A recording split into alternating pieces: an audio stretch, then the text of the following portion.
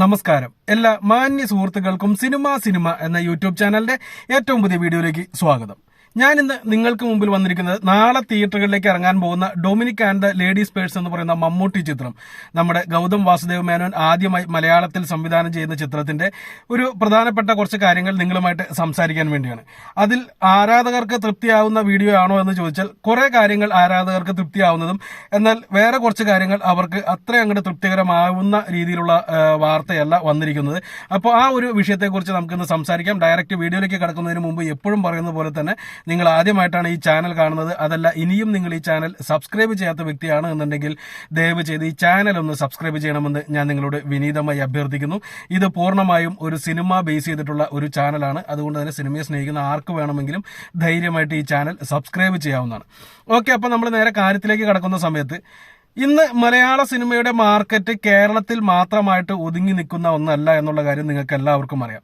ഏകദേശം ഒരു 10 കോടി രൂപ ഒരു സിനിമയ്ക്ക് കേരള ബോക്സ് ഓഫീസിൽ നിന്ന് കിട്ടുന്നുണ്ടെങ്കിൽ അതൊരു നല്ല പോസിറ്റീവ് റെസ്പോൺസ് കിട്ടിയ ഒരു സിനിമയാണ് എന്നുണ്ടെങ്കിൽ ആ 10 കോടി കേരളത്തിൽ നിന്ന് കിട്ടുന്ന സമയത്ത് തന്നെ ഏകദേശം ഒരു 8 കോടി രൂപയ്ക്ക് അടുത്ത് തന്നെ വിദേശ മാർക്കറ്റുകളിൽ നിന്ന് നമുക്ക് കിട്ടാറുണ്ട്. ആ വിദേശ മാർക്കറ്റുകൾ എന്ന് നമ്മൾ പറയുന്നുണ്ട് എന്നുണ്ടെങ്കിലും സാധാരണയായിട്ട് കാണുന്നത് GCC മാർക്കറ്റ് മാത്രമാണ്. എന്നാൽ കുറച്ച് കാലങ്ങളായിട്ട് ഏതാണ്ട് ഒരു 2 കൊല്ലമായിട്ട് നമുക്ക് അതിനകത്തൊരു ചെറിയ ചേഞ്ച് കാണാൻ സാധിക്കും. ഓസ്ട്രേലിയയിലും ന്യൂസിലൻഡിലും വലിയ കാര്യമായിട്ട് മലയാള സിനിമകൾക്ക്, പ്രത്യേകിച്ച് ഇവിടെ നിന്ന് ഇറങ്ങുന്ന വലിയ സിനിമകൾക്ക്, വലിയ നടന്മാരുടെ സിനിമകൾക്ക് നല്ല രീതിയിലുള്ള തിയേറ്റർ കൗണ്ട് കിട്ടുന്നത് കാണാറുണ്ട്.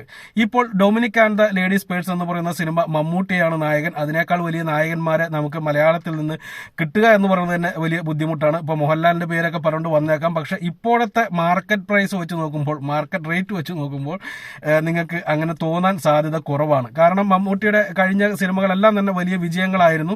മാത്രവുമല്ല, വിജയം എന്നതിനേക്കാൾ അപ്പുറമായിട്ട് എന്റർടൈൻ ചെയ്യിപ്പിക്കുന്ന സിനിമകളായിരുന്നു, വളരെ വ്യത്യസ്തമായിട്ടുള്ള സിനിമകളായിരുന്നു. ഈ Dominic and the ladies purse എന്ന് പറയുന്ന സിനിമയും വളരെ വ്യത്യസ്തമായിട്ടുള്ള ഒരു സിനിമയായിരിക്കും എന്നുള്ള രീതിയിലാണ് ടീസറും കാര്യങ്ങളൊക്കെ വന്നിരിക്കുന്നത്.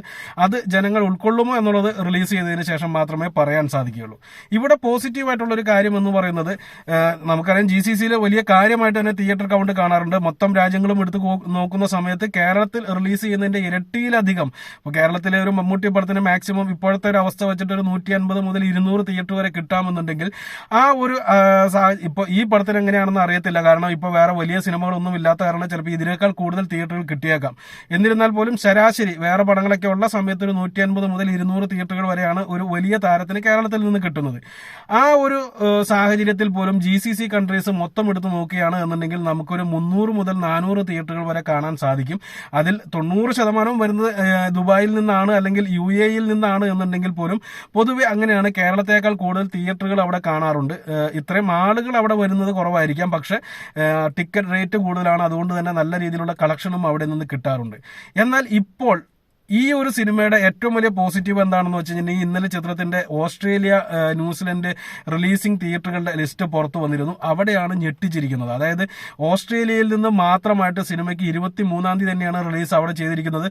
ഓസ്ട്രേലിയയിൽ നിന്ന് മാത്രമായിട്ട് 51 തിയേറ്ററുകളാണ് സിനിമയ്ക്ക് കിട്ടിയിരിക്കുന്നത്. ഓസ്ട്രേലിയയിൽ അവിടുത്തെ പൈസ വെച്ച് നോക്കുന്ന സമയത്ത് ഇന്ത്യൻ രൂപയുമായിട്ട് താരതമ്യം ചെയ്യുമ്പോൾ നല്ല വ്യത്യാസമുണ്ട്. അതുകൊണ്ട് തന്നെ ആ ഒരു 51 തിയേറ്ററുകൾ എന്ന് പറയുന്ന ആ ഒരു സംഖ്യ, അത് അവിടെ പടം ആവുകയും നല്ല രീതിയിലുള്ള ഒരു ദിവസമെങ്കിലും ഒരു എല്ലാ തിയേറ്ററുകളിലും ഓരോ ഷോ ഹൗസ്ഫുള്ളായിട്ട് മാറുകയാണെങ്കിൽ പോലും നല്ല രീതിയിലുള്ള എമൗണ്ട് അവിടെ നിന്ന് കളക്ട് ചെയ്യാൻ സാധിക്കുമെന്നുള്ളൊരു കാര്യം നിങ്ങൾ മനസ്സിലാക്കേണ്ടതുണ്ട്.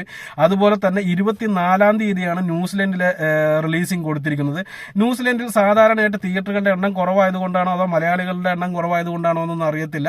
സാധാരണയായിട്ട് 10-12 തിയേറ്ററുകളൊക്കെയാണ് കാണാറ്. ഈ സിനിമയ്ക്കും 16 തിയേറ്ററുകളാണ് അവിടെ കിട്ടിയിരിക്കുന്നത്. ന്യൂസിലൻഡിൽ വലിയൊരു അത്ഭുതം സംഭവിച്ചു എനിക്ക് തോന്നുന്നില്ല. കാരണം സാധാരണയായിട്ട് അത്തരം തിയേറ്ററുകളാണ് വലിയ നടന്മാർക്കൊക്കെ കിട്ടുന്നത് കാണാറ്. പക്ഷെ ഓസ്ട്രേലിയയിൽ അങ്ങനെയല്ല. ഓസ്ട്രേലിയയിൽ ഏകദേശം 20-22 തിയേറ്ററുകളൊക്കെയാണ് സാധാരണ കാണാറ്. അവിടെയാണ് 51 തിയേറ്റർ ഈ സിനിമയ്ക്ക് കിട്ടിയിരിക്കുന്നത്. 2 രാജ്യങ്ങളിലും കൂടി കൂട്ടി 67 തിയേറ്ററുകളിലാണ് സിനിമ റിലീസ് ചെയ്യുന്നത്. 23-ാം തീയതി ഓസ്ട്രേലിയയിലും 24-ാം തീയതി ന്യൂസിലൻഡിലുമായിട്ട് പടം റിലീസ് ചെയ്യുന്നു. ഇതോടൊപ്പം തന്നെ നമുക്ക് മനസ്സിലാക്കിയെടുക്കേണ്ട ഒരു കാര്യമുണ്ട്. ചെറിയ രീതിയിലാണെങ്കിൽ പോലും യൂറോപ്പിലെ ഓൾമോസ്റ്റ് എല്ലാ രാജ്യങ്ങളിലും തന്നെ ഈ സിനിമയ്ക്ക് റിലീസിംഗ് കിട്ടാൻ സാധ്യതയുണ്ട്. ഇതുവരെ അതിനെപ്പറ്റിയുള്ള അപ്ഡേറ്റുകൾ വന്നിട്ടില്ല.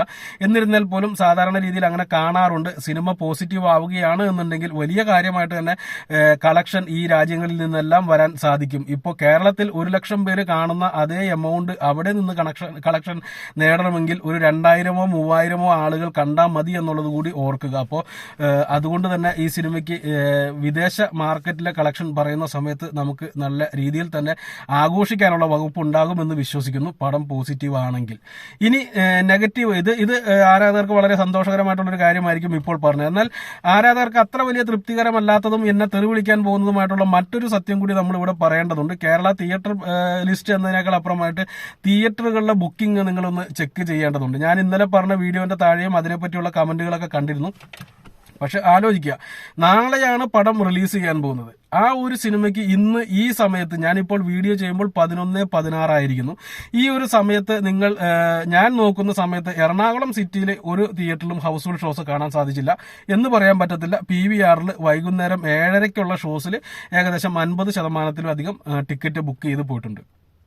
ബാക്കി എല്ലാത്തിലും തന്നെ ഒരു 10%, 12%, 20% പോലും തികയാത്ത ബുക്കിംഗ് ആണ് ഇപ്പോൾ കാണാൻ സാധിക്കുന്നത്. രാത്രിയോടുകൂടി അത് ബുക്കിംഗ് കൂടുമെന്നുള്ള കാര്യം എനിക്കറിയാം, നിങ്ങൾ പറയാതെ തന്നെ അറിയാവുന്ന ഒരു കാര്യമാണ്. എന്നിരുന്നാൽ പോലും ഇപ്പോൾ ഇത്രയേ ബുക്കിംഗ് വരുന്നുള്ളൂ എന്നുണ്ടെങ്കിൽ ഫസ്റ്റ് ഷോ എറണാകുളം സിറ്റിക്കകത്ത് ഒരു തിയേറ്ററിലും ഹൗസ്ഫുൾ ആയിട്ട് കാണുമെന്ന് എനിക്ക് തോന്നുന്നില്ല. അതാണ് ഞാൻ നേരത്തെ തന്നെ പറഞ്ഞത്, പടത്തിന്റെ പ്രൊമോഷനെ കുറിച്ച് കഴിഞ്ഞ ദിവസം വീഡിയോ ഇട്ടത്. കാരണം പ്രൊമോഷൻ കുറയുമ്പോൾ ഉണ്ടാകുന്ന ആ ഒരു സംഭവം തന്നെയാണ് ഇപ്പോൾ ഫസ്റ്റ് ഡേയിലെ ഈ കളക്ഷന്റെ കാര്യം. ഞാനിപ്പോൾ എന്റെ വീട് കാലടിയിലാണെന്ന് പലർക്കും അറിയാൻ സാധിക്കും. ഇവിടെ തന്നെയുള്ള പല തിയേറ്ററുകളിലും, മറ്റൂരായാലും അങ്കമാലിയിലായാലും കാലടിയിലായാലും മഞ്ഞപ്പുറയിലായാലും പെരുമ്പാവൂരായാലും ഒക്കെ നോക്കിക്കഴിഞ്ഞാൽ എല്ലാം കാലിയായിട്ട് കിടക്കുകയാണ് എന്ന് തന്നെ പറയേണ്ടിയിരിക്കുന്നു.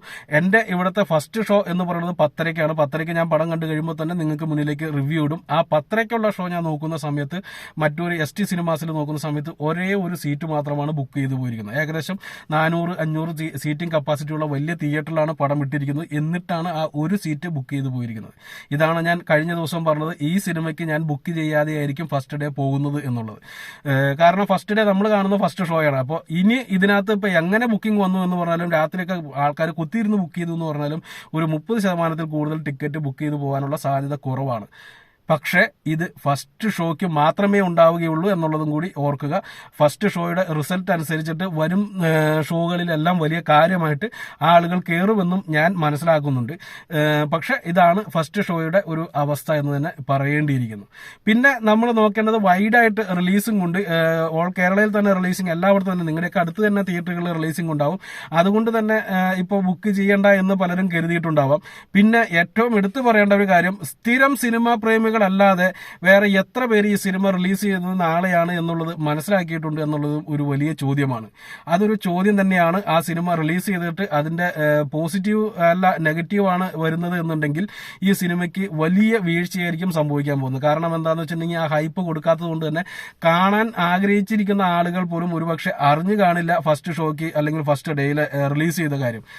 പിന്നീട് റിസൾട്ട് മോശമാണ് എന്നുണ്ടെങ്കിൽ എന്നാൽ പിന്നെ ഇനിയിപ്പോൾ അത് OTT-ലൊക്കെ വരുമ്പോൾ കാണാമെന്ന് കരുതി അവർ മാറ്റിവെക്കാനും സാധ്യതയുണ്ട്. അതുകൊണ്ടാണ് പറഞ്ഞത്, പബ്ലിസിറ്റി ആവശ്യമില്ല എന്നൊക്കെ വാദിക്കാമെന്നുണ്ടെങ്കിലും പബ്ലിസിറ്റി അത്യാവശ്യം തന്നെയാണ്.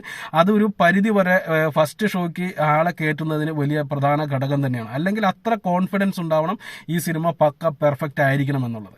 എങ്ങനെയാണ് വരാൻ പോകുന്നതെന്ന് കണ്ടു തന്നെ അറിയാം. എന്തിനേലും നാളെ പടം റിലീസ് ചെയ്യും, റിസൾട്ടും നാളെ തന്നെ വരുന്നതായിരിക്കും. ഓക്കെ, അപ്പോൾ അടുത്തൊരു വീഡിയോ ആയിട്ട് വീണ്ടും കാണാം.